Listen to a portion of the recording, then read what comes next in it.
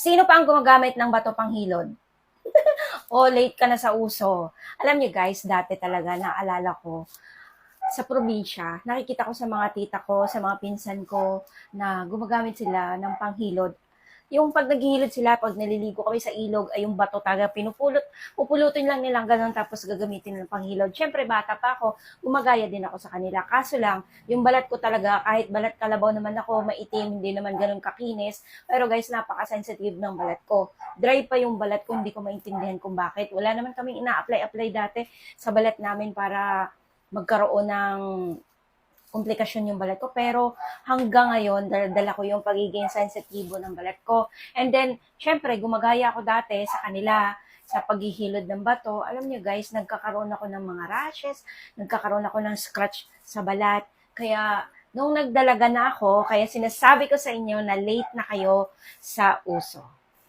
Nung nandito na ako sa Kabiasnan, ay gumagamit na talaga ako ng pang-scrub. Bumibili-bili na ako ng pang-scrub sa mall. And then ngayon guys, may nagpadala sa akin, ito yung pag-uusapan natin. May nagpadala sa akin ng scrub.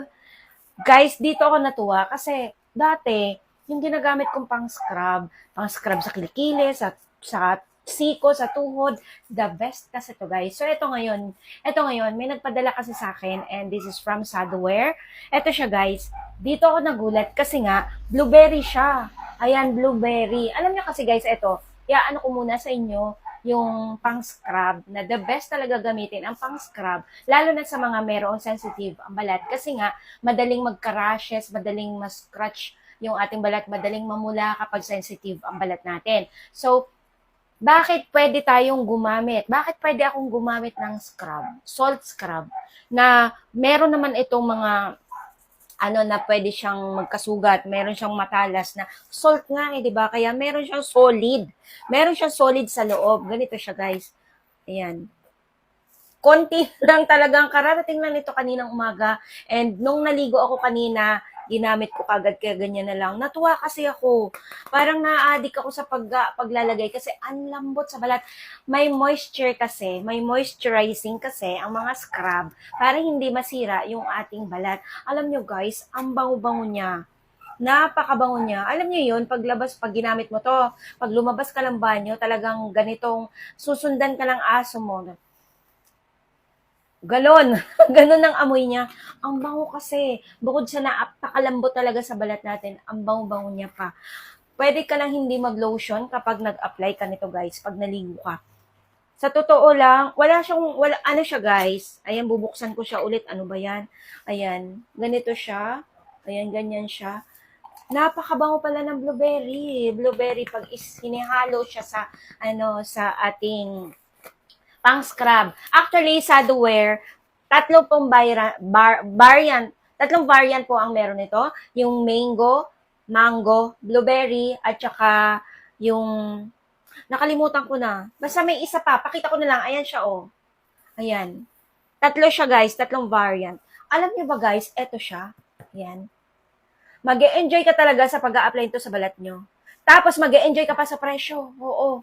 Meron siyang 350 grams and then 58 pesos lang siya, guys. Hindi ko alam kung bakit napakamura nila. Tapos, ang ganda, guys. Ang ganda sa balat. Namo-moisture talaga niya ang balat natin. Promise. Sadware. Ayan. Actually, hindi lang naman pang scrub or salt scrub ang products ng Sadware. Madami po. Madaming products ang Sadware. Kung gusto niyo po, at gustong bumili nito, kung sino yung mga gustong bumili nito, dahil moisturizer na rin ito sa buo nating katawan. Actually, dami-dami mga nagtatanong sa akin kung ano yung moisturizer na ginagamit ko sa mukha ko. Guys, meron din talagang moisturizer na pang face. Pero ngayon, sa totoo lang guys, gagawa ulit ako ng video about moisturizer sa face natin. Kasi ang dami talagang mga tinatanong nila sa akin, ito yung gusto kong i-share sa inyo by next video na moisturizer na, tapos protected ka pa sa araw. Yun yung abangan nyo. And then, ito siya guys, moisturizing talaga sa buo nating katawan. Kaya, ang sino man gustong bumili din ito, 58 pesos lang to, nasa link po ng video na to. Sa comment section. Punta lang kayo sa comment section ng video na to. Doon nyo makikita, ipipin up ko po. Sadware, 58 pesos lang. Salt scrub. The best. Ang bango-bango pa niya siya, guys. Napakalambot sa balat natin. Bakit nga ba tayo nag-i-scrub? Kasi guys, kaya tayo nag-i-scrub, ito po ay para matanggal yung mga residue na umiitim-itim dyan sa ating kilikili, sa buo nating katawan, sa balat natin, kahit saan pa yan ang party ng ating katawan. Lalong-lalo na ini-scrub dapat natin yung ating kilikili, siko, tuhod, and then singit. Kasi guys, yun po yung pinagtataguan talaga ng mga itim-itim. Lalong-lalo na yung mga residue ng mga ginagamit nating products, minsan hindi natin nahihilod na napapabayaan natin at doon na lang sila, naninirahan na lang sila doon. Kaya, kailangan natin ng scrub. Okay? Lalo na sa kilikili, umiitim, tuhod, umiitim, tsaka yung siko, umiitim talaga. And then singit, lalo singit. Kasi nag-i-scrub yung ating, eto, halimbawa yung tie natin, pag tuwing naglalakad tayo, na-scrub siya ng ating panty, lalo na pag nagpanty tayo ng sobrang sikip, kaya umiitim siya sa pag-scratch. Yan. Kapag tayo pinagpapawisan, lalo siyang umiitim. And then, the best po itong gamitin sa ating mga singit. Okay? So, that's it for today's video. Sadawares Salt Scrub, 58 pesos lang. 350 grams, makakabili ka na sa 58 pesos. Bye!